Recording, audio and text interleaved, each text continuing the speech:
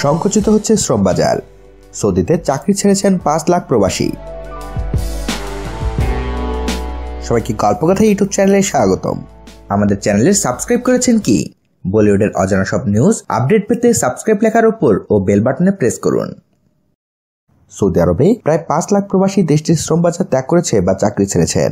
2017 সালের শেষ 3 মাসে এই ঘটনা ঘটেছে। আর প্রবাসীদের জন্য দেশটির শ্রম বাজারও ধীরে ধীরে সংকুচিত হচ্ছে।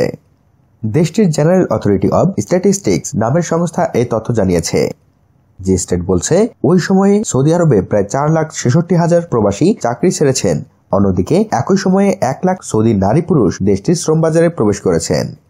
এদিকে শ্রম বাজার সংশ্লিষ্ট একটি বুলেটিনের তথ্য অনুযায়ী 2016 সালে সৌদি আরবে প্রবাসী শ্রমিক ছিলেন 1,46 লাখ, যা 2017 সালের শেষ 3 মাসে কমে দাঁড়িয়েছে 1,41 লাখ।